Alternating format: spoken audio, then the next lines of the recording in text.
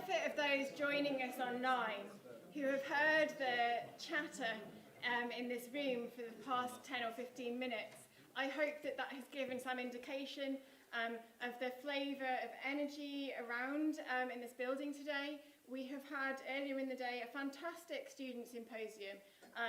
The first time that I know of that we've had a student-led symposium with the Cambridge Interfaith Programme, and that was themed around religion, conflict and dialogue.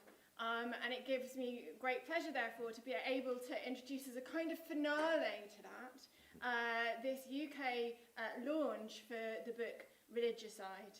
And at that point, I'm going to I will finish doing introductions. So to my right is Professor Esra Özyürek, our academic director here at the Cambridge Interfaith Programme, and also some of you will recognise as our Sultan Qaboos Professor of Abrahamic Faiths and Shared Values, inaugurated here just over, well, about 6 weeks ago. So a familiar face even for those online. And to my right we have Jerry White. Jerry surprised me, and it's not his fault. Outlook decided that it was going to filter out his emails, so when he was diligently replying to say that he was going to be here and he was arriving in London on Tuesday, and beginning to wonder who this mad person was that was ignoring his emails. Like maybe I should stay home. But I knew Georgette would be here. But we are thoroughly delighted that he's here with us today. It's not his first time in the faculty, not least because he began an MPhil here 12 years ago and has one of the best excuses on records for not finishing, which is that Obama got elected and required his services. That's better than the dog ate my homework, right? And on my left we have Dr. Georgette Bennett, sociologist, and Wonder Woman could be insulting, but I did my PhD on translations of the Book of Ruth, and in the Book of Ruth there's the phrase Eshet Chayil. It's a phrase that occurs in other parts of the Bible, but the particular thing about the Book of Ruth is that there's also a man who is referred to as a Ish Gibor Chayil. And commentators always say how this doesn't come across when you translate into English. So Eshet Chayil, very often translated as a woman of virtue. Whereas Boaz, who ultimately will become Ruth's partner, the Ish Gibor Chayil, he gets to be all kinds of other things, like a mighty man and a man of substance. And I think that it's so rude to the women. And the thing about Georgette is I think she's absolutely an Eshet Chayil, but not just in the sort of weird sense that virtuous gets used of women, but in that kind of someone who brings power and strength and a reckoning to us all. So on that particular note, I shall hand over to Esra to begin the launch properly. You're all very welcome. Thank you, Iona. That really was a lovely. So maybe I'll just hold the book out also for the people who are online. So we'll be talking about this amazing book, Religicide, Confronting the Roots of Anti-Religious Violence, that Georgette and Jerry wrote together. And survived the experience. Yes. I mean, it really is courageous, and you still want to sit next to each other, so that is really good. No, we hug. No elbow bumps. Okay, so what brought you to writing this book? Maybe we can start with Georgette. Why did you want to write about this? Well, it's very strange how it came about.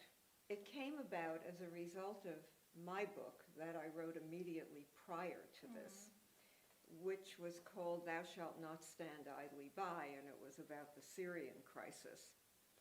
And in one of the chapters in the book, which was all about Jordan, I had mentioned something about religicide. And when my editor sent me back the manuscript, he said in the margin, I'd like to do a book on this. Okay. And he meant it. So, Jerry, you want to do a book on religicide because you've got the expertise. Georgette? Sure. And we both blame David Ford, who introduced us. That's right. Okay, but surely you wouldn't write any book that that you have been suggested to write about. so like, when you used that concept earlier, were you thinking that this is something, so I take it also as opposed to, or in dialogue with genocide, right? Well, it builds on genocide. But actually, it began at a conference that David was very much involved in. We were all at a conference in Jordan that Prince Ghazi was running, which we thought was going to be about the global covenant of religions. And it turned out that the real agenda was to submit a resolution on religicide to the UN, which wasn't quite ready for prime time. So it never really happened. So with this book, we're actually reviving that concept. And Jerry, I think, can speak much more to how it originally came up, because Jerry was working on this with the Jordanians. And David, I don't know whether you were also. Okay. So we started just thinking about what is this new pattern that we're seeing that isn't about just killing of a religious person or individual murder, but it looked as if the pattern was showing the murder of a religion. What does a murder of a religion look like? Instead of fratricide and genocide, and religicide seemed to be the way forward. So it was a phrase that we sort of conjured up, thinking that there's something going on that's different than we've seen before, or have we seen this before from the Holocaust or other genocides? It feels like it's same and different. This was at the time where ISIS had broken onto the scene and was quite religicidal, and the Jordanians had experienced one of their Air Force pilots being like burned alive. So this was very hot. In a cage. Yeah, in a cage by ISIS. So the trauma of ISIS destroying people, enslaving women, destroying culture and burning scorching everything in its wake was something, what is this, what is happening? And there's no laws to sort of try to parse it out, to say, well, this is people over here, this is place over here, these are all the holy books or scriptures or culture over here. It was all being decimated and destroyed. So we thought that that's the main hallmarks of religicide, were number one, genocide, you're killing the people and the followers of a religion. Ecocide, you're killing their place, their natural habitat, their heritage, their synagogues, their cemeteries, the places of religion. And factocide, you're murdering truth and wisdom and storytelling and oral tradition, as well as the written word, with lies about a particular people. And in the case of the genocide of the Yazidis in Iraq, this was clear that they were being dubbed devil worshippers and scapegoated, and made it easy for ISIS, with a lot of bystanders, including all of us watching, trying to destroy an entire religion and its people and its place in Mount Shangal. And this was being done in a very systematic way. If you read the ISIS playbook, which is called The Management of Savagery, you will see exactly where the scorched earth policy comes from, where the enslavement of women comes from. And one of the interesting aspects of religicide is the extent to which the battleground is women's bodies, because an important part of the genocidal piece of religicide has to do with controlling reproduction, either destroying the ability to reproduce, as is the case with the Uyghurs in China, or reproduction by rape, as was the case with ISIS, where the idea was that you would have all of these Muslim babies, because they could not be accepted back into their own communities because of the Yazidi laws of endogamy. A Yazidi child has to have 2 Yazidi parents. So in that sense, do you see genocide like always is within religicide, but then religicide is something more than a genocide? Yes. Genocide is always a component of religicide.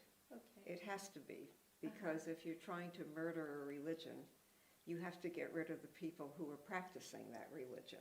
Right. But it is more than that, which is why it slips through the cracks in international law, because international law recognizes genocide, it recognizes crimes against humanity, it recognizes war crimes. And although it's not codified in international law, ethnic cleansing has been cited by the International Criminal Court. So all of these are parts of religicide, but they don't fully cover it. I see. Okay. I am wondering, you know, of course, the concept of genocide came into being at a particular time, right?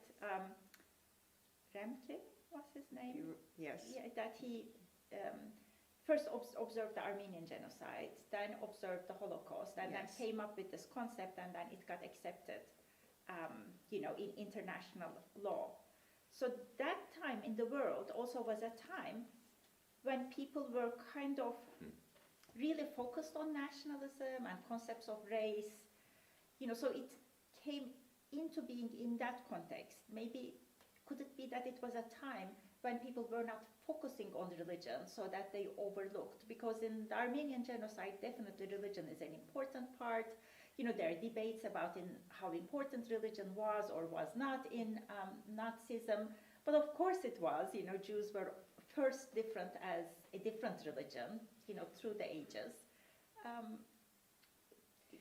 Well, in terms of the Armenian genocide, religion really was not the issue at all, because it was Christians committing a genocide against these Armenian Christians. I mean, the Germans, who were very complicit in that, those were Christians and Christians. But doesn't The my Muslims, understanding is that the Germans helped. the Germans helped. The Germans helped. So from their point of view, it was not religion that was the factor. From the Turkish point of view, the Armenians were subhuman. And that, of course, is a very important part of religicide. This demonization, dehumanization, which makes it very easy to commit violence against the target. And doctors played a very important role in that, of course. In terms of the Holocaust, that really started out as a racial genocide, very much inspired by what was going on with racial theories and racial practices in the US. Hitler was very interested in the genocide against Native Americans. He was very interested in the segregation of races that was going on in the US. So it started out as racial because Jews were viewed as a race, but you really can't separate Judaism from the people and the people from Judaism. So ultimately, it could be considered the first modern genocide. I think that's interesting. The religicide aspect makes you think. We had a debate about that chapter early on, like how are we going to deal with the Holocaust? It seems to evolve, and then it becomes obvious that it's, you know, you don't have Judaism without Jews, and you don't have Jews without Judaism, and the destruction of cemeteries and synagogues and libraries, etc. So it was clear that had genocide, so that became a question for us. You know, when did it turn, or when did it become clear because of Hitler's obsession against the Jews as a race and scapegoating them? It wasn't top of his speeches up front, even his understanding, it seemed, of religion. So it was over time we realized that this was, you have to like look at the Holocaust more holistically and historically and say, of course this was a desire to destroy and eliminate all things Jewish. And scapegoating is a very important component of religicide, because if you look at all of the religicides, the contemporary ones, the older ones, and I'm sorry, before what I had meant to say, the Holocaust is arguably the first modern religicide, not genocide. But if you look at the Yazidis, if you look at the Uyghurs, if you look at the Tibetan Buddhists, if you look at the Rohingya, all of them are scapegoated. In the case of China, the scapegoating is maybe a little bit less obvious because of the way that it's couched, which is that these are people who are somehow a challenge to China's unity, that they are backwards, that that's a threat to China. But in the case of the Rohingya, it's very clear. And certainly in the case of the Armenian genocide and in the case of the Holocaust, it's very, very clear that the out-group is to blame for everything that the in-group suffers. And if you look at the management of savagery, the ISIS playbook, they even blame their victims for the trouble they have to go to kill them.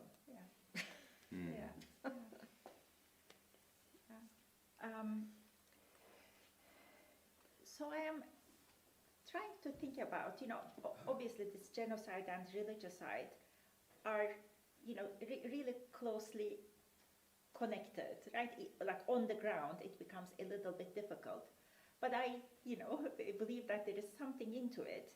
And I'm trying to think about what would be the advantages of recognizing this, internationally. What additional benefits would it bring to us? I think that's a great question. On one hand, it's like a simple answer. Like, unless you name something, you can't really identify it and diagnose it, prevent it, or let alone prosecute it. So it's introducing a category that it sounds sort of provocative, religicide. You could say we're just introducing a phrase, it's a type of disease, and it has these hallmarks. And then when we had the foreword of the book is written by His Royal Highness, who was the former High Commissioner for Human Rights, Zaid Ra'ad Al Hussein. And he also, having been the High Commissioner for Human Rights, was just like, this is tricky, even with Jordan's interest in it early on. And there's enough of the word religion or identity throughout the human rights system that's so complex and so global that this might be, too much for the system to take, that we're not going to come up with a new name like we did genocide back in the day. But meanwhile, you are hearing new vocabularies that are relevant, like femicide, as Georgette was talking about earlier. That might even be a stronger hallmark than the genocide piece. It's all of a piece. And the ecocide, we're starting to see some definition around that in the environmental movement, including Prince Zaid writing about it. And the factocide is new. Again, we're playing with words, which I know Brits hate when Americans play with words and make up new ones sometimes. I think the Brits are the ones who play with words. We're not allowed They to. give everything a different name than what we call it. Elevator, lift, boot, trunk, what kind of But we language is digress. this? We digress on a little pet peeve, right? So one of our exchanges. But on this, I do think it's important to name, to try to take a stab at describing the patterns, and then looking back into the law to say it was in the 60s and 70s, there was a strong attempt to have a covenant or a convention against all religious intolerance. And instead, race won out and religion went to the editing floor. Due to certain politics, Cold War, priorities, time, sometimes something just doesn't, so it's in a sense unfinished business. And since that time, the word you can't discriminate or destroy based on ethnicity or race or gender, and you'll have the word religion thrown in. So in my experience, I thought that's not a reason not to push it just because it's sprinkled like jimmies across the human rights and humanitarian framework. It's not actually getting addressed. And the UN system is falling short on this because most countries are not policing themselves. So if you have the Uyghurs and Tibetans in China's orbit, or the Rohingya in the Myanmar orbit, Burmese orbit, et cetera, you end up realizing nothing's going to be done unless we take it sort of out of the UN framework at a certain level and then put it into parts of it. So I think it's important, to me, it was important to actually name it and start to describe the pattern and why this is a missing link and piece in humanitarian and human rights law. But just to underscore a point that Jerry was making, the problem that Jordan ran into when it tried to introduce this resolution was that the lawyers and others who were involved were all saying, but this is already covered. But it's not covered. Yeah. And I'll give you just a few examples of why it's not covered and why it slips between the cracks. So first of all, let's start with the Security Council. in order for the Security Council to act, every decision has to be unanimous. Now, when you have two of the world's biggest human rights violators as permanent members of the Security Council, namely Russia and China, obviously anything that's put before them that's going to be critical of them will not be actionable. So the Security Council is highly political. We can't count on them for security of minorities. The UN, going to the destruction of cultural heritage, that is another key part of religicide. There actually is a UN, I don't remember whether it's a declaration or a covenant. Declarations do not have the force of law, by the way. So although we keep hearing about the 30 articles in the 1948 Declaration of Human Rights, they don't have the force of law because it's a declaration. It's not a covenant or a treaty. But there is one on protection of cultural heritage. The problem is that in order to be protected, it's got to be labeled, it's got to be registered, and that's fine for World Heritage sites. But what about a synagogue? What about a mosque? What about a church? What about holy books? What about the religious artifacts that adherents of a religion keep at home? That's not covered. That's not covered. And also, the covenant only applies to armed conflicts. How do you protect cultural sites in an armed conflict? But what if it's the Uyghurs? That's not an armed conflict. I mean, the Uyghurs don't have any weapons. And that's not how the Chinese are killing them. They're killing them in different ways. So how do you protect that kind of cultural heritage? And then there's the International Criminal Court. Well, while most of international law is geared toward protecting the sovereignty of nations, and that dates back to the Peace of Westphalia, which was intended, of course, to resolve the religious wars in Europe. That was done at the expense of human rights because it's protecting the state instead of the individuals. And yet, the International Criminal Court only prosecutes individuals. It doesn't prosecute states or organizations. So those are just a few examples of how religicide just slips through the cracks. There are also conventions on incitement to violence and hate speech. But the problem is that it's left to the states to deal with that.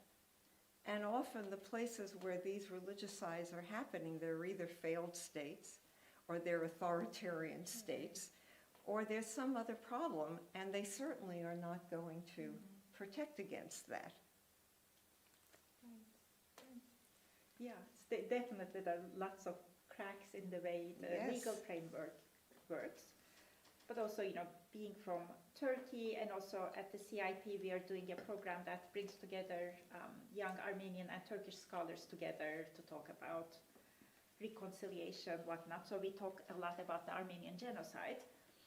And one way Turkey denies the Armenian genocide, I mean, you can say, okay, maybe not too many people will take it seriously, but at least many people in Turkey take this argument seriously, that they say, oh, it couldn't have been a genocide because lots of women, as you were saying, have been taken, from these death marches and taken into families, and they were converted, and then they were saved. Then they say, oh, it cannot be a genocide then, right? Because we were, with the Holocaust, that wasn't possible, right? Even if people had converted, they had to be killed.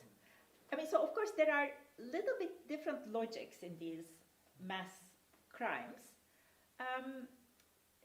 or China, for example, says, or these are terrorists, so we are re-educating them, so that is another part. We're not killing them, but we are taking their beliefs out of their minds, so then that also cannot be a genocide. Well, it's genocide in slow motion, because Yes. by controlling reproduction, they are in fact Right. killing them over a couple of generations. Right. I'm just, thinking about in what ways it would benefit, right? For example, if this was accepted, this Turkish argument would be irrelevant. Of course, it is okay for some of them, especially women. Men, they didn't want men to convert to Islam, because again, it is controlling. If we control the women, if we can make sure that they're going to give birth to Muslim babies, it would be okay. So their religion like the definitely Yazidis. is, Yazidis too. Okay, so then if, for example, there is a regime that tries to get rid of that religion, or it doesn't exist maybe, only through re-education, but not through sterilization, is it the sterilization that makes it a religicide in relation to Uyghur Muslims? What if they were only trying to assimilating them? Would that also be religicide? Let's say what happened in Australia, right? With the native people, indigenous people, that the children were adopted and then they were assimilated into Australian, whiteness, and then the idea is that they would lose their culture, Their which also identity. included their religion.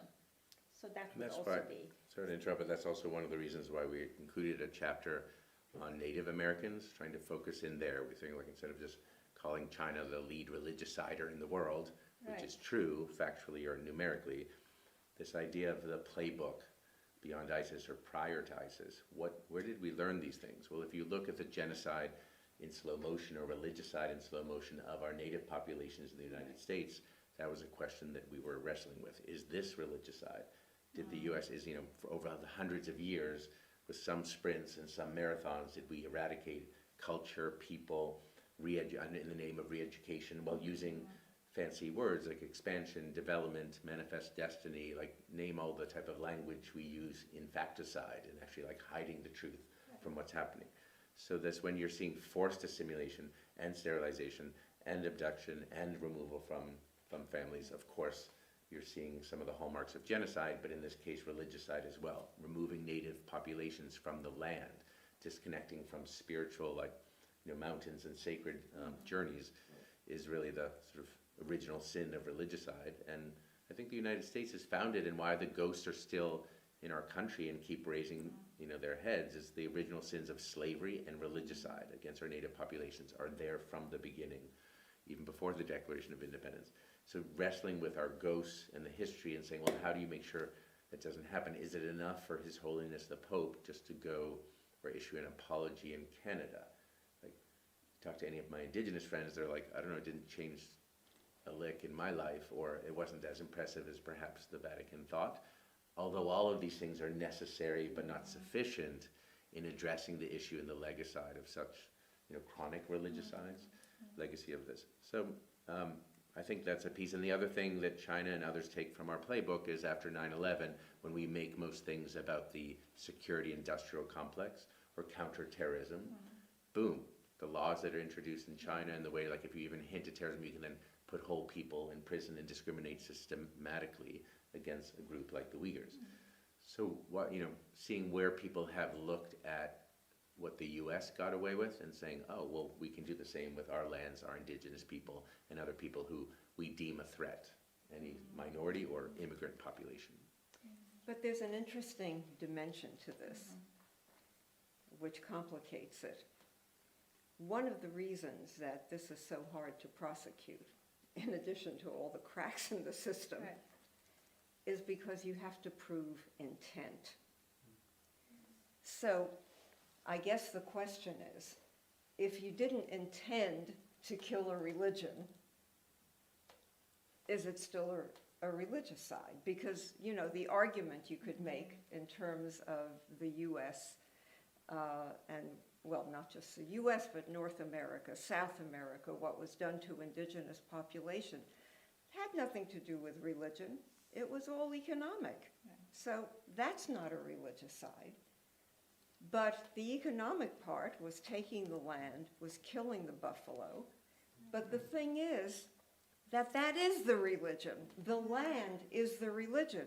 The buffalo is the religion for these indigenous populations. You take that away and you're killing the religion on top of all the other stuff. Right, right. Yeah, and you were killing the people also, right? Yes, You know, but you were killing the cultural, economic, the whole context that yes, was that they were the whole living. context, but from a legal point of view, Right.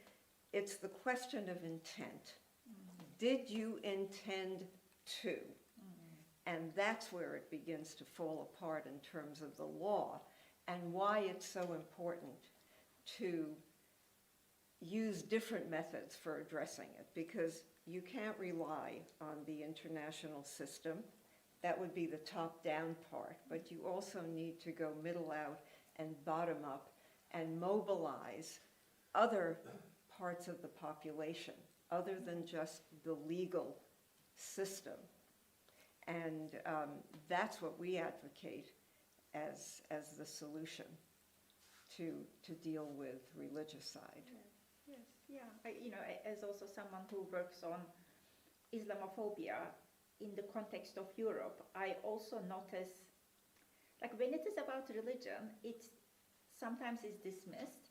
It is seen as less important than race.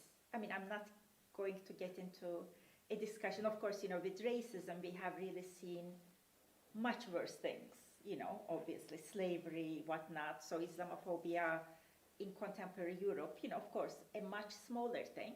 But what I'm interested in is that how it then gets to be seen as less important. For example, people will say, oh, it cannot be racism because people choose their religion. So, and we are against Islam because Islam is irrational and it is bad for women, whatnot. So any sensible person would leave that religion anyway. So that when we're against it, so we're just being sensible, Well, that of course is confounding the religion Islam with the cultures within which it's practiced, because in fact, none of those negatives that you just mentioned are actually part of the religion. They are part of the cultures in which the religion is practiced. But what you're referring to is responses in secularized Western Europe. But in terms of the rest of the world, I mean, 84% of the world's population identifies with a religion. Right. So religion is hugely important, which is something that we tend to forget in our secularized, especially secularized Europe. The US, of course, ranks highest in religiosity in the developed world. Right. So it's a little bit different there, although increasingly you have more people identifying as nuns, N-O-N-E-S, not N-U-N-S, in the US. But to build on that point, if we step back and say, did you hear 84% of the world affiliate with religion, religious practice at some level? And then you think, well, that's part of the problem as well, is the divide and conquer of power.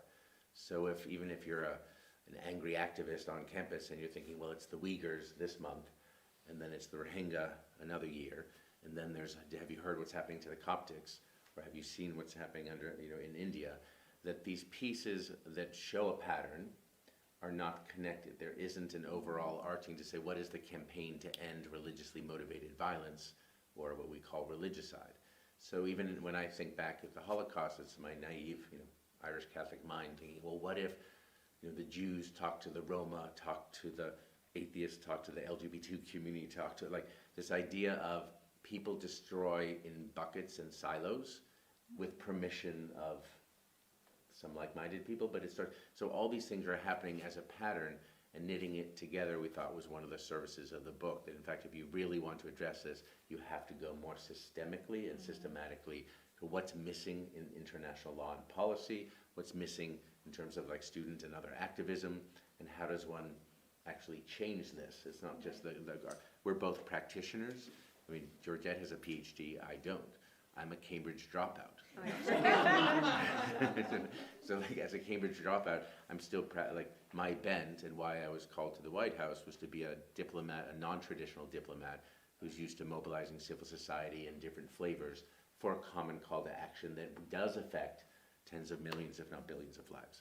So back to, if we have over 80% of us are religious, or we're on high horses in UK or Europe, or I'm thinking, oh, religion, it's the cause of all these problems, the cause of the violence.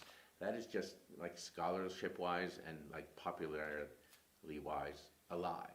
So I spent 7 years at the University of Virginia researching some of this prior to writing in the book and saying, how do you get, if people already have a sentiment which is religion is the problem and the cause of all of this violence, you're starting with their cup half full with lies. And you have to sort of, and uneducating people of that limbic as well as cerebral bias is not so easy. So I think we have our work cut out for us as practitioners. What would we do? And my other question is for all of us, like, I used to think, what would we do, or I do, with the Holocaust? Like, I was born in 1963. But in my mind, I was like, I'd like to think I'd be one of those righteous Gentiles, or at least like Schindler on Schindler's List. I'd be one of the people who saved, right? And now I'm thinking that actually, when we said never again after the Holocaust, it's happening ever and ever again. The scale now is in the tens of millions of people who are being sucked into religicidal destruction. And we do what we're doing here. It's not to like shame, like religicide shame anyone. It's just, it shames myself to think, oh, I'd be having a latte or coffee with a friend talking about what's happening with this kooky guy in Germany. And now, then you wake up and it's 1945, you're in the middle of a war. So part of this is, I think, has a prophetic and practitioner bent to it. It's not a piece of scholarship. It's just saying we've pulled these strands together in service. Hope people, of course, do their part in studying and understanding the bits and pieces, but also for the activists among us to understand, like, this is our era. This is what's happening on our watch. Are we relevant? And it's precisely at that point where you hear about a kooky guy in Germany that the intervention has to happen. It starts with hate speech. In every single genocide that you look at, every single religicide that you look at, it starts with hate speech. And the intervention has to happen there. And at the University of Virginia, very interesting research has been done in terms of early warning systems and how to predict the onset of violence. And that's when it has to happen. But part of it,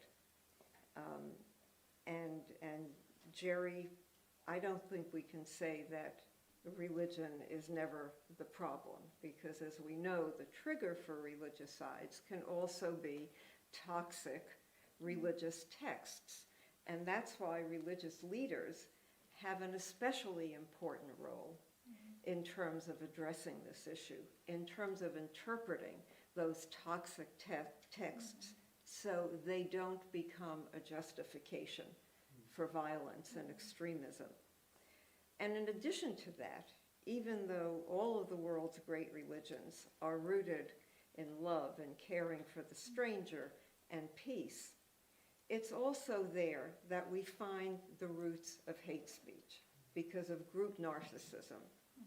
Because when part of your religious practice is to believe that you have the monopoly on truth, then it becomes very easy to other everybody else. And you begin to engage in apocalyptic thinking. You divide the world into the children of light and the children of darkness. You and your people are the children of light. Everybody else is the children of darkness. So it becomes very easy to then blame those children of darkness for all of the problems that you and the world experience, to demonize them with hate speech, to dehumanize them. And from there, it's a very, very short step to violence. But to add to that. Now we're talking to each other as we did throughout the book. There was this other thing that I would say, like, not everyone commits. I don't care if you think I'm going to hell. I don't care if you think I'm like awful. Like that's like sticks and stones will break my bones, but what is it? And names will never hurt me, whatever. But they will hurt you. They do hurt, and it is an early warning sign. But most people listening to hate speech and most people around the world are in their tribe, and they do think they're superior, and there's hate involved, or what I would call like hateful thinking. But the bottom line comes to the V word, not the R word, meaning violence. You may think I'm going to hell because I don't believe like your group does. And you may be completely convinced that you are the chosen and you are not going to hell, whatever your framework is. I'm okay with that. Freedom of religion and freedom of groupism, you just don't have the right to push me into hell. You don't have a right to kick me out of town so that I'm en route to hell. So the understanding of the V word, when can you interrupt violence? Where does it start? Even as America, the sort of freedom of speech, and when does something turn into an incitement to violence? Georgette's raising a very important point that we talk about in the book. The hate speech starts, and then it graduates, and then next you know you're at incitement to violence, and next you know you could be at genocide and religicide. So it's absolutely important to think of the spectrum, but personally, I don't care if you hate me. I care if you're trying to push me there. Okay, this was excellent. Before I turn it to you to see if you have any questions, I would say I would take it as an interview, and I think Barack Obama can manage himself now. So if you want to come back, we can take you. Okay, so any questions, any points to challenge this concept of religicide? Bring it on. Yes, please. I'm not sure I'm framing this very well as a question, but I really enjoyed that, the reading of the book that I've made so far. And it seems to me you're asking us to make a much more sophisticated understanding of that intersectionality that you talk about, and that really brings depth and breadth out of, as Georgette knows, I'm a librarian, so the kind of destruction of the cultural heritage, in including that within this, it feels incredibly important to see the whole landscape. Well, destroying books and libraries is very much a part of it. Indeed, yeah. And I'm also struck by your comment, Georgette, that there's, I think it was either 83% of the world do associate religion, and potentially in some areas in the West, in the UK, particularly that figure would be so high. So I'm wondering, in terms of the reception of your book or the ideas as you were developing them, whether there were different kind of communities or different kind of nations where the resonance of this and kind of bringing the allyship around this, is a place that has a different kind of conversation that might have in a scholarly context of a university. Forgive me, it's a daft question, but I'm interested in that, the different ways, because of that different religious base might spark and catalyse where this goes next. I have a little thought. Do you want to go first? I'm not sure whether my answer is going to be on target, but as you were asking the question, it reminded me of a risk in this book. Simon Schama gave us a jacket blurb for the book, but Simon was very concerned. I had to have a conversation with Simon about this. He was very concerned that this book and this concept could be used as kind of a bludgeon by the religious right, by extremists, in terms of yet another reason to attack the secular world. And I make it very clear whenever I speak about the book, and I don't know if Jerry does, because he's not the one who had the conversation with Simon, that no, it is the secular world that protects the rights. We rely on the secular world to protect the rights that we are talking about in this book, and it should never be construed as a reason to attack the secular world. And I think my point is sort of back to, you mentioned the UVA research where we worked with Peter Oakes and others on looking at who's helpful here on the religious side, who resonates or is in this conversation. And the studies showed that you either have this, it's about language, And there's certain types of people like ISIS, fundamentalists, or terrorists who have just like one interpretation of like scripture, like monovalence in terms of like phraseology, and they're highly at risk of violence. And you can track a bunch of homilies or imams or speeches. And on the other spectrum is who we think the audience would be for this book, like you guys or people like you. They would be like interfaithy people. So if you're interfaithy, you'd be like, oh, you sort of care, you love the harmony of world religions. If we could have more, have more in common than we don't, and God bless compassion. Why don't we? So it's like the group hug means we're the choir. But the studies also show that when those people, it's like the expression about liberals, and a negative expression about liberals in America would say like, well, you're so open-minded, you let your brain fall out. So this idea of actually the interfaithy choir, so romantic about some of this stuff and likes this issue that in fact you wonder if it's being realistic. So in fact, them as bystanders, the study showed, and then we'll talk about a little bit of a market research, the studies showed that the least effective people to engage on peace building and change were the choir of interfaithies or the ISISes. So in fact, you wanted to get to the sweet spot where people saw the gray area and some of the complexity and may be able to move on the spectrum. And very practical and pragmatic. Yeah, to move into action. Who's going to move into action on this? And then lastly, I would say when we published the book, we just recently had someone who we work with look at who was clicking through or buying the book. Like, was there something we were sort of missing? Because you assume, like, yeah, Cambridge Interfaith Programme, or you could say, this type of thing across the world. And that wasn't who was clicking through. And we haven't unpacked this, but it's intriguing to me. And a relief. Because interfaithy seems to be like a demographic that's sort of like your aunt's church basement, which is sort of like 60 and above, 50 and above. I'm being a little sarcastic, or a lot sarcastic in my way. But it was young people, the youth demographic, like 18 to 22, were actually clicking through, and something about Religicide, or even the title. Tell me about this. Was showing up. I don't know anything about this. And women. Where did you find this? So women and youth we already know are the hope of the future, but they were the ones who were like clicking through. Clicking through where? Oh, right.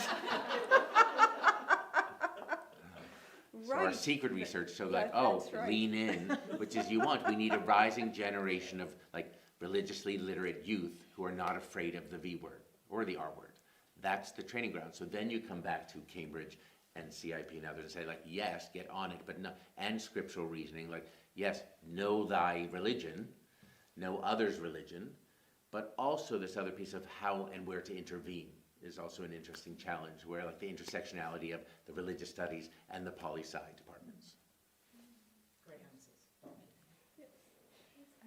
Thank you. So just building on that, a sort of question of how and why to intervene. I'm really interested, you said you've drawn some brilliant, but on the surface very different examples in your book. And I was really interested to hear you say it all starts with hate speech. I wondered if you sort of identified patterns as you were going through, if you could see, gosh, it happened in a very different way, but the same thing happened here and here and here. Or if actually religicide grows in very different ground depending on social, cultural and political factors. I guess the biggest contrast I would draw is between China, which is a country that eschews religion, and India and Myanmar and Iraq, which are countries that are deeply religious. But to my mind, it's still the same pattern in all of them. And the same intervention points, maybe, did you see? Or something? Well, except in a country where there is no free speech and where you have a surveillance society, as you do in China, it's difficult to intervene. And the dehumanization is couched in patriotic terms. And of course, that is no different than what has happened in umpteen genocides and religicides. It is couched in patriotic terms. It's what makes it possible to kill people and destroy cultural heritage and habitats and sacred sites and so on, because you are doing this out of loyalty to the state. But in a place like China, how do you intervene? I don't know that you can intervene at the level of hate speech, but we do know you can intervene at the level of trade. Mhm. If businesses change their supply chains so that they will no longer buy products and parts that are made by slave Uyghur labor, that's something that China can understand. And also, I hope in reading the book, you'll see that one of the challenges we had was not, because it's not a scholarly work per se, it was like to be practical. So at each chapter, we're saying, oh, there are the patterns to look at. And as you read, so here are political action items, social, and economic action items, and other cultural and narrative items that need to be addressed vis-a-vis media. So you can see that the patterns of leveraged points are different in terms of the application or the names in countries and regions, but they're similar in terms of like this is a cross-cutting or intersectional issue. And the other thing that I think is a pattern if you stick with the book towards the end, is trying to think, oh, well, we've gone through a lot of science of spirituality and science of violence in the last 20 years. So in fact, the footnotes should be more interesting as you start to go deeper. So people wring our hands and say like, oh, violence, we're just in a violent culture. Or like, whatever, it might be gun violence in America, just like, oh, you guys are crazy. Or like violence in Rio de Janeiro, you can't even go out and tour a beautiful city. So what we're seeing is the pattern of accepting violence as a norm, which is part of the creeping, not just the hate speech, is like that the society starts to sort of lower the bar of what's okay because we don't know what to do with the V word. But the science of violence is showing that the primary, most effective way of intervening on violence and reducing it is taking a health approach to violence. Where it's not like there's bad people, although we may have opinions about perpetrators, victims, etc., but it's just a bad behavior. So violence is a behavior that is contagious, functions as a contagion or an epidemic, and therefore can be prevented, contained, curtailed, cured, one might say. So this concept of a new narrative that violence can be cured, or religion-related violence, as we say in the book, is the fastest growing type of metastasizing violence in the world.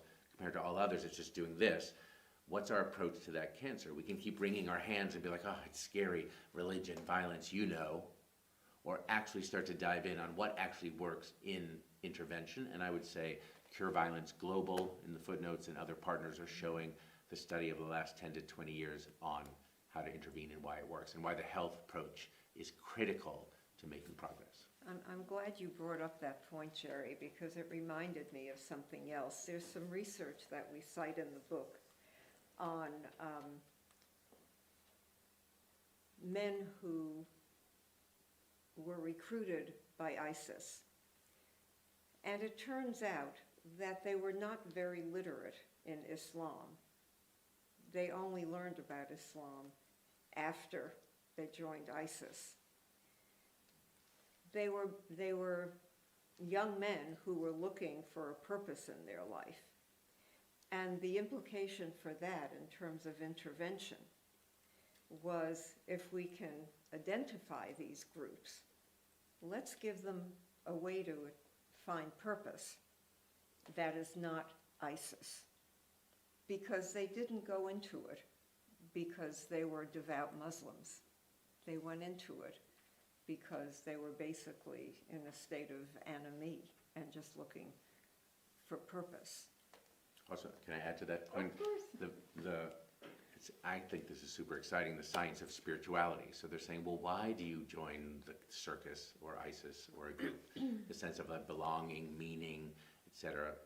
So the science of spirituality, I think the work that I just read called The Awakened Brain by Lisa Miller, I think, in New York. The Awakened Brain looks at mapping the neuroscience, like sort of, I'm obviously not a neuroscientist, but I was excited by the findings, that they are mapping 5 aspects of spirituality against, and they almost like mirror on top of the same areas of the brain that are the 5 aspects of like addiction, depression, suicidal ideation, isolation, etc. So we are wired for spirituality. We know that we're wired for altruism and giving, and if you want to get your serotonin or boost your mood levels up, you can be a giver and belong. So it's wanting to belong, but some of the markers were having a sense of awe, and some experience of awe, more than Prozac or any other thing, just having a relationship with a relative who was spiritual, in conversation with grandma or someone about something spiritual. The ability to tell a story, to shift from there's no meaning in life to I was walking down the street today and saw a butterfly, and it occurred to me my dead father was trying to send me a signal. Like whatever it was, then the studies are showing how quickly that person can recover once they have this aha moment, or they just projected a story onto a butterfly. Or their father was trying to reach out to them, and they had been shut down and depressed for years. So that this is a moment to be excited for activism and change beyond the laws and policies and the facts of how dismal religicide looks as it proliferates. That we're to be alive with the science of the brain and spirituality, as well as all of our behavior and health, I think bodes well for our work to reduce religicide and save tens of thousands of lives. And there's a parallel in white supremacy and neo-Nazis. I shared a program with a former white supremacist once, and he said something very interesting, which ties into what you were saying. And it wasn't me. My last name is White. Even though you're a skinhead. And in explaining what is it that attracted him to an extremist ideology, he said, they gave me a sense of purpose when I had none. They gave me visibility when I was invisible. And they gave me a sense of belonging. And belonging, of course, is kind of the essence of what human beings need. They need to belong. And that can take them in either a very positive direction or a very negative direction. Because if what you decide to belong to, if your reference group is, and forgive me now for using sociology jargon, and that reference group is violent and bigoted and destructive, that's very different from being pulled by a different kind of reference group where for approval you have to be a positive person and a supportive person and a kind person. First David and then yours. Well, thank you very much for the book. As you know, I've endorsed it already. Thank you very much. Thank you very much for making the book possible by introducing us to each other. So it's been This is absolutely your book, fascinating. David. No, but I'm just really fascinated. I love the way Esra was probing you on the naming. You know that what's in a name. I mean, a huge amount, obviously. And one of the things that for me was very gratifying about the book was the multiple reasons you gave for this being a worthwhile term to have. That it's not just the cracks in the legal that it sits in. So it's all the other things that you talk about. And I think it just rang true that was exactly why. And so, but I'd love you to comment on a bit more maybe there. I mean, you've done something on these things, but on three dimensions of the advantages of naming. One was just thinking back to you were both there in Jordan as I was, and seeing how the Jordanian diplomats and all the other things were lining up, and then we followed it through into the UN, where, my goodness, the French were not very keen on anything to do with religion, and so on. In other words, the advantage of naming it was to get into the international sphere a category that really is necessary, that has actually often been ignored, and that some countries have a huge interest in making sure it's not, but that what the UN showed was that it's not going to swim in the UN like that for exactly the reasons you've said. But it wasn't just the reasons of China and so forth, or people. It was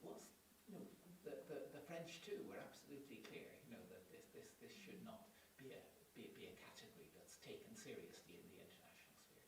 You know, so that's the first one. You know, how the advantage of naming, you know, in that international sphere.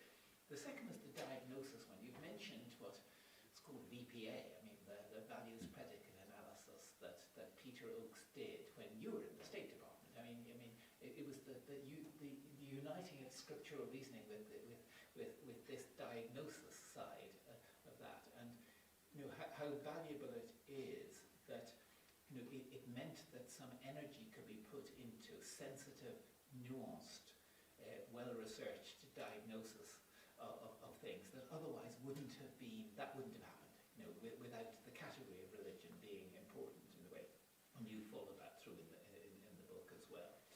But the third one was and this also links in, Jerry. I'm really interested in what you're doing in the United Religions Initiative. You know, that's your job now, and I'm fascinated to know how, in terms of the healing process, you know, say it's about health is a very good category for this. You know, we want healthier religion, healthier everything. You know, and that's what you're, well, both of you are involved in that in all sorts of ways. You know, that you know, what sort of mobilizing, you know, just look to the future a bit, and what sort of mobilizing for healthier things in this whole sphere do you see possible, and you know, what are you doing?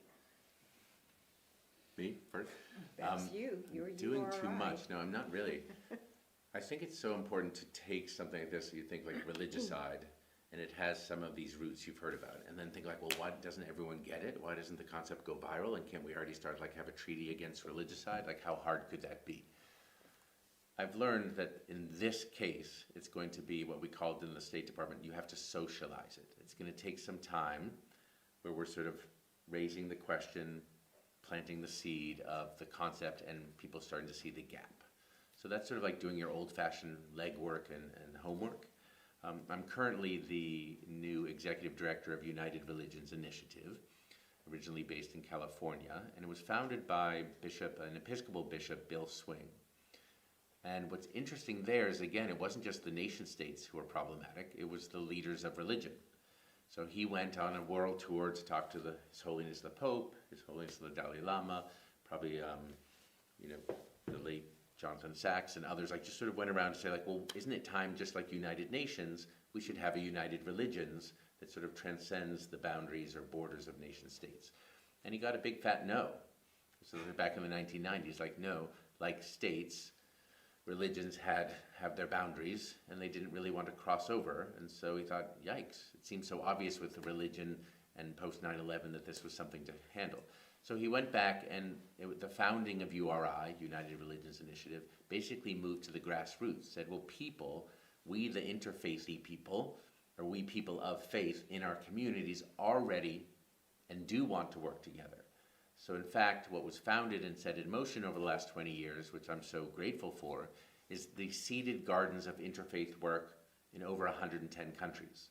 So the interfaith modular recipe was if you have 3 different faiths, or none, you know, with a none or whatever, a mixture, and 7 people, you could form what's called like a cooperation circle and abide by the principles of URI, etc. And so it sounds sort of like, and then you can work on potholes or gardening or planting trees, whatever, or peace building. It doesn't matter, just get into service. So what strikes me right now is how brilliant that was to go to the grassroots and the bottom-up approach. As you've heard and is described in the book, the top-down approach doesn't work.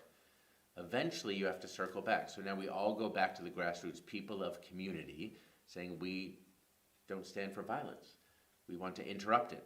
So connecting those dots, which is part of my role now to have over 1,200 cooperation circles, some of which are like 7, and some are 700 or over 1,000, have become rather significant NGOs working in the interfaith space around the world.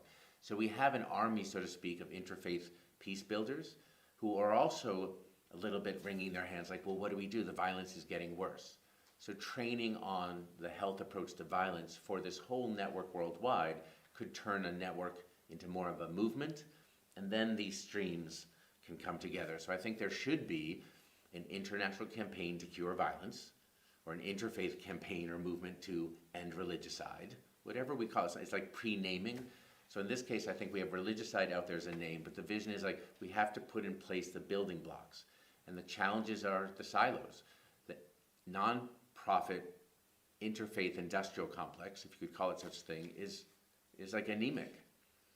Funding for religion-related matters like down very low. Interfaith, just like wishful thinking.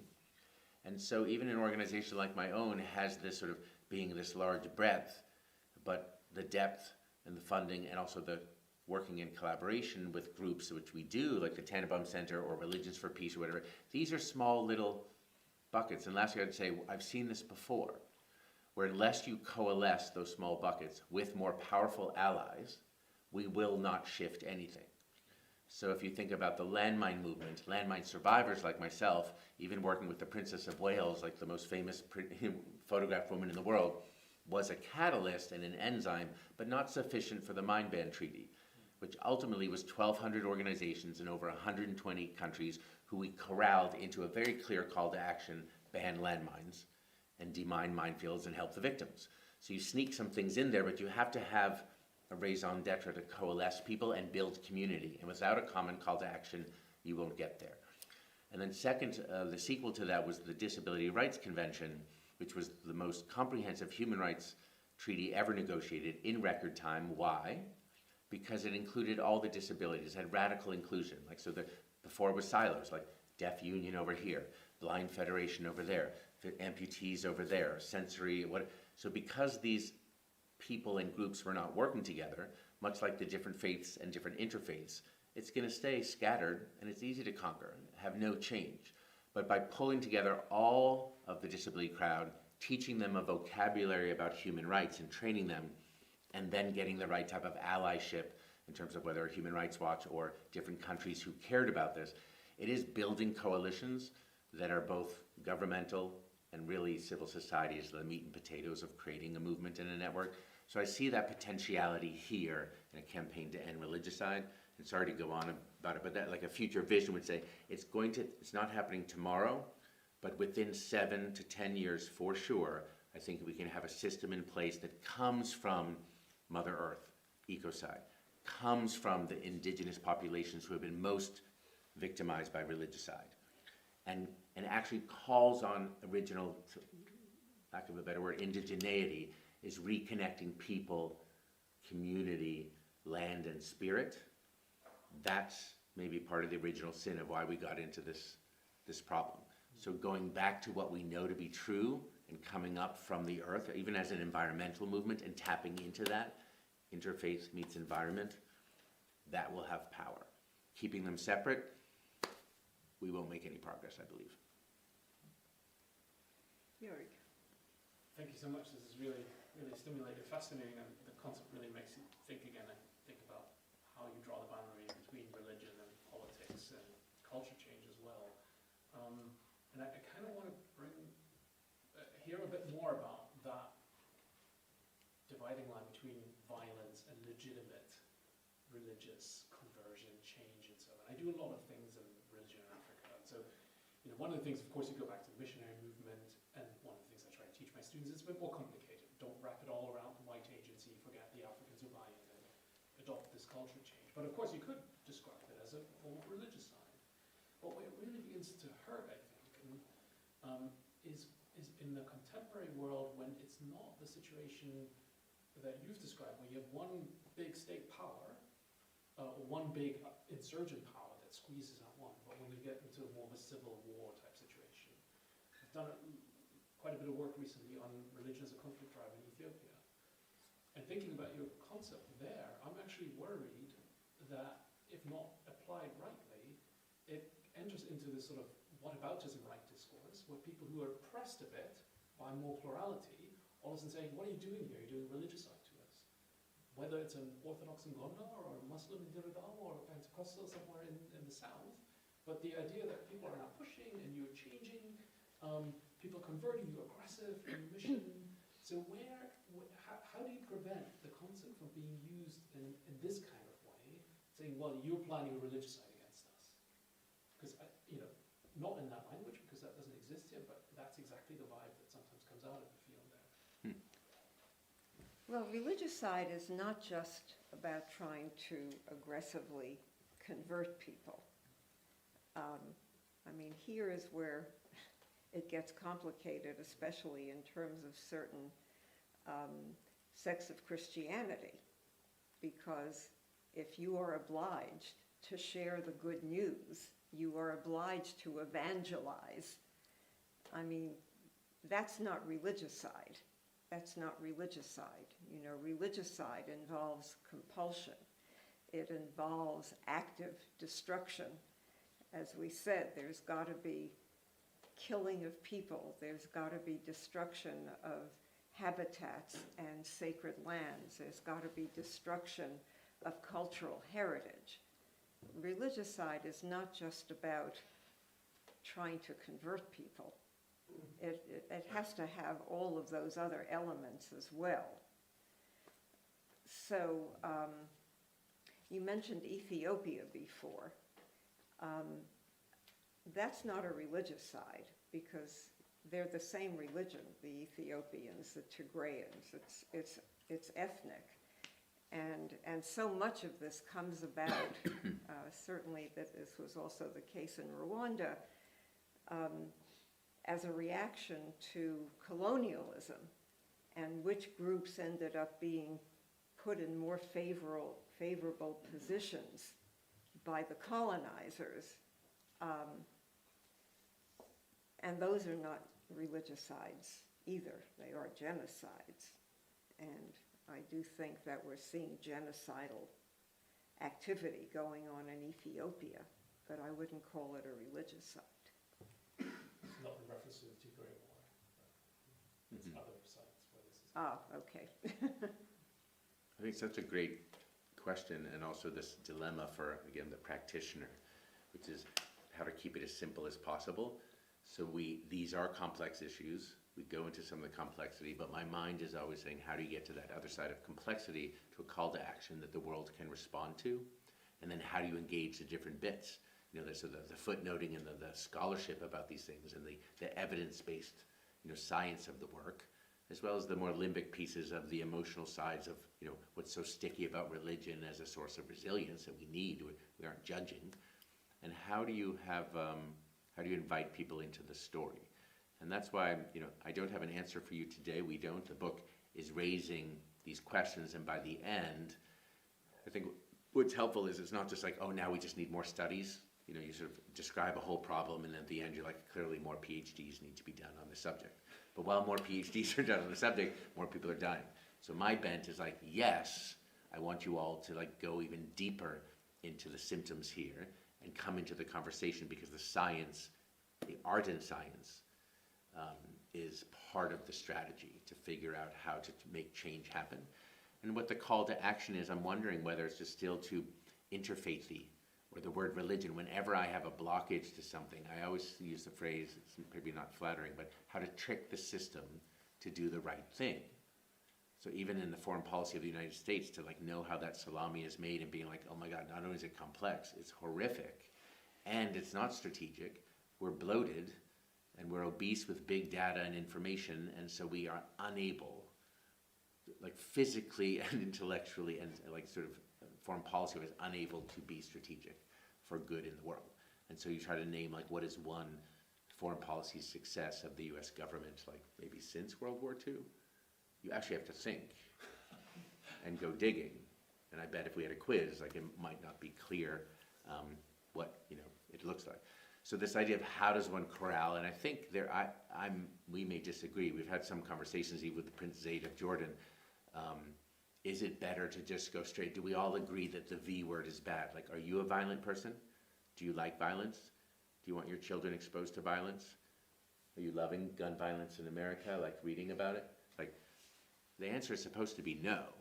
And actually the science also shows very few people partake and participate in violence. And so you're mapping who's the most contagious, who's already caught COVID of violence, and you want to diagnose the cluster, contain it, and work from that type of approach. But it's going to the highest risk people. Who are the insiders, politicians and otherwise? Where are the dog whistles coming from? And that's how you map it out, and you go to sort of prevent and contain and trick the system to actually shut down the violence. I'm not sure we answered the question, though. I was getting out of complexity. You also raised the question of civil war, which is a very interesting one. For example, Sudan and Nigeria. Nigeria, I think, is maybe an even better example because of the civil war that's been going on between Christians and Muslims in Nigeria. And that is a tricky one, because are those really regicides, or are they just civil wars? Because while it's true that they're murdering each other, are they really murdering each other over religion? I don't think so.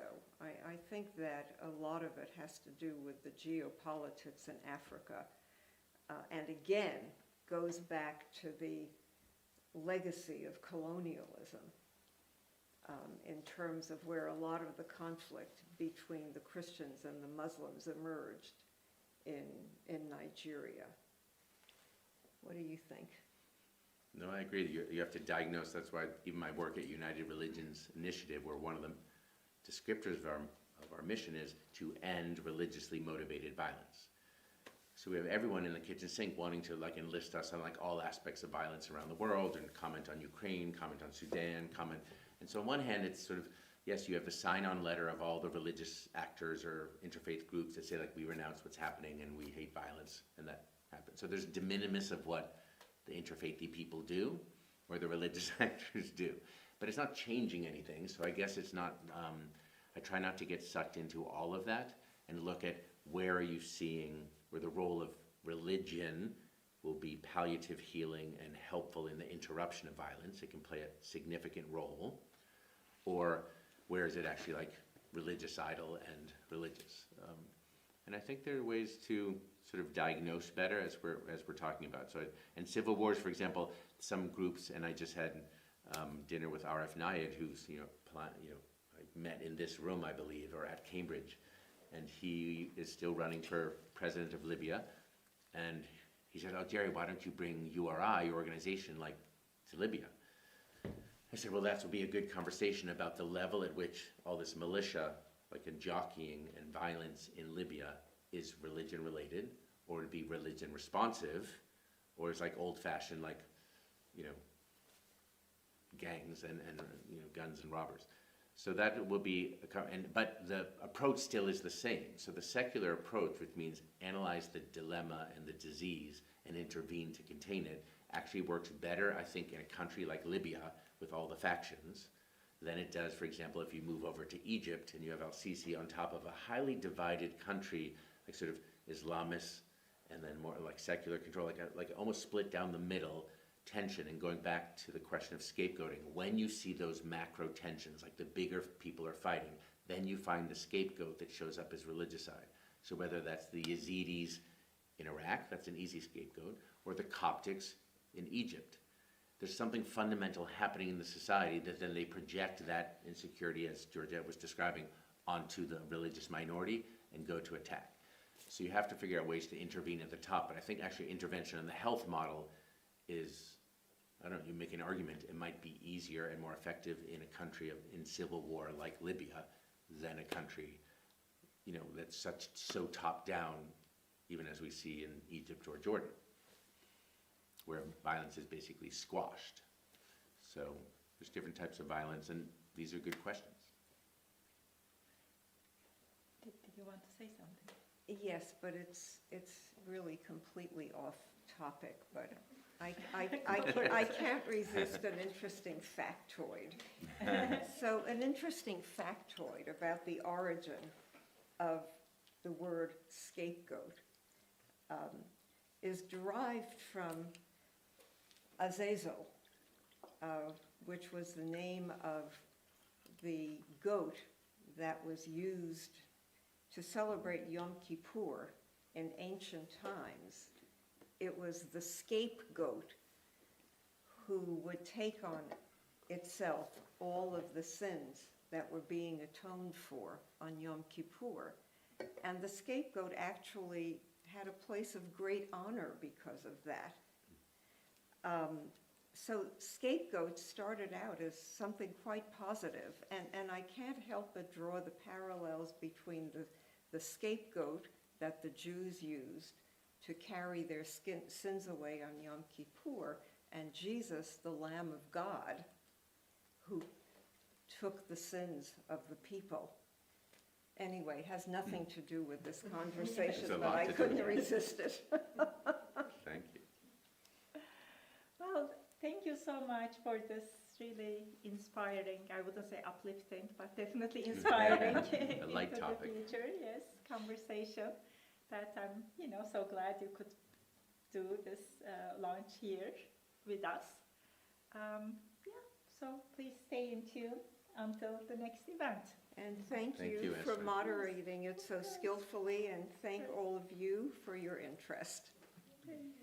Copies of the book are available to purchase just outside, and if you've been watching online, then you can get it from wherever you get your books from. It's published by Post Hill Press. Thank you. Thank you.